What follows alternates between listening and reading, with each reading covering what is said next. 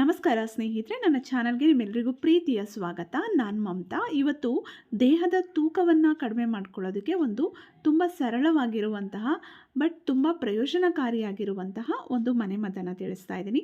ಇದರಿಂದ ನಿಮ್ಮ ದೇಹದ ರೋಗ ನಿರೋಧಕ ಶಕ್ತಿ ಜಾಸ್ತಿ ಆಗುತ್ತೆ, ಡೈಜೆಷನ್ ಚೆನ್ನಾಗಾಗುತ್ತೆ, ದೇಹದ ಕೊಬ್ಬು ಕೂಡ ಕರಗುತ್ತೆ ಸ್ನೇಹಿತರೆ.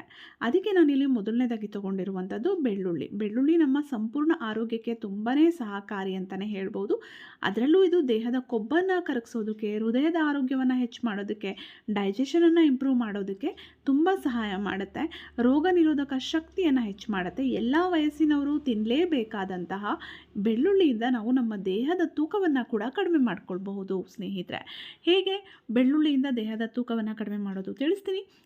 ಅದಕ್ಕೂ ಮುಂಚೆ ಹೊಸದಾಗಿ ನನ್ನ ಯೂಟ್ಯೂಬ್ ಚಾನಲ್ನ ನೋಡ್ತಾ ಇದ್ದರೆ, ಇನ್ನು ನನ್ನ ಚಾನಲ್ನ ಸಬ್ಸ್ಕ್ರೈಬ್ ಮಾಡಿಲ್ಲ ಅಂದರೆ ಈಗಲೇ ಚಾನಲ್ನ ಸಬ್ಸ್ಕ್ರೈಬ್ ಮಾಡಿಕೊಂಡು ಸಪೋರ್ಟ್ ಮಾಡಿ, ವಿಡಿಯೋವನ್ನು ಲೈಕ್ ಮಾಡಿ, ವಿಡಿಯೋವನ್ನು ಶೇರ್ ಮಾಡಿ. ನನ್ನ ಚಾನಲಲ್ಲಿ ಸಾಕಷ್ಟು ಯೂಸ್ಫುಲ್ ವೀಡಿಯೋಸ್ ಇದೆ, ಫ್ರೀ ಇದ್ದಾಗ ನೋಡಿ ಸಪೋರ್ಟ್ ಮಾಡಿ. ಮೊದಲನೇದಾಗಿ ಚಿಕ್ಕದಾಗಿರುವಂತಹ 3 ಬೆಳ್ಳುಳ್ಳಿ ಹೆಸರುಗಳನ್ನು ತೊಗೊಂಡಿದ್ದೀನಿ. ತುಂಬ ದಪ್ಪಗಿದ್ದರೆ 2 ತೊಗೊಂಡ್ರೆ ಸಾಕಾಗುತ್ತೆ.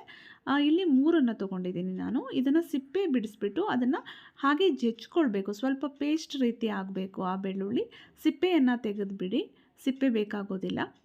ಬೆಳ್ಳುಳ್ಳಿಯನ್ನು ನಾವು ಪ್ರತಿನಿತ್ಯ ಆಹಾರದಲ್ಲಿ ಸೇವಿಸಲೇಬೇಕು. ಇದು ಕ್ಯಾನ್ಸರ್ ವಿರುದ್ಧ ಕೂಡ ಹೋರಾಡುತ್ತೆ. ಇದನ್ನು ಸೇವನೆ ಮಾಡೋದ್ರಿಂದ ಕ್ಯಾನ್ಸರ್ ಬರುವಂತಹ ಅಪಾಯ ಕೂಡ ಕಡಿಮೆ. ಆ ಸೆಲ್ಸ್ಗಳನ್ನು ಇದು ನಾಶ ಮಾಡೋದಕ್ಕೂ ಕೂಡ ತುಂಬ ಸಹಾಯ ಮಾಡುತ್ತೆ ನೋಡಿ. ನಂತರ ಜೇನುತುಪ್ಪ ಬೇಕಾಗತ್ತೆ.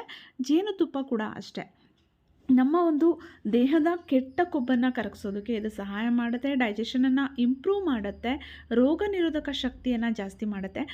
ಜೊತೆಗೆ ಈ ಒಂದು ರೆಮಿಡಿ ಸಣ್ಣ ಆಗೋದಕ್ಕಷ್ಟೇ ಅಲ್ಲ, ನಮ್ಮ ಒಂದು ರೋಗ ನಿರೋಧಕ ಶಕ್ತಿಯನ್ನು ಹೆಚ್ಚು ಮಾಡುತ್ತೆ. ಶೀತ, ಅಲರ್ಜಿ, ಕೆಮ್ಮು, ಕಫ ಇದನ್ನು ಕೂಡ ನಿವಾರಣೆ ಮಾಡುತ್ತೆ ನೋಡಿ.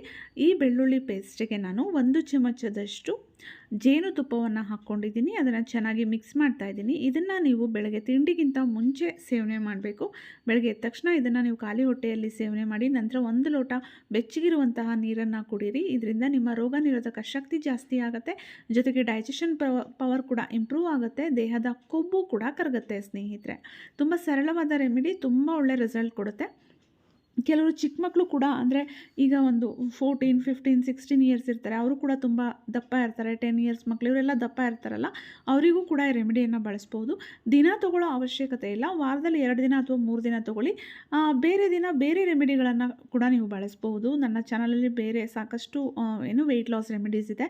ಪ್ರತಿನಿತ್ಯ ಒಂದನ್ನೇ ತೊಗೊಳ್ತಾ ಹೋದರೆ ಬೇಜಾರಾಗುತ್ತೆ, ಅದನ್ನು ತಿನ್ನೋದಕ್ಕೆ ಬೇಡ ಅನಿಸುತ್ತೆ ಅಲ್ವಾ. ಹಾಗಾಗಿ ನೀವು ಒಂದೊಂದು ದಿನ ಒಂದೊಂದು ರೆಮಿಡಿನ ಟ್ರೈ ಮಾಡಿದ್ರೆ ಎಲ್ಲ ರೀತಿಯ ಒಂದು ಪೋಷಕಾಂಶಗಳು ನಿಮ್ಮ ದೇಹಕ್ಕೆ ಸಿಗುತ್ತೆ.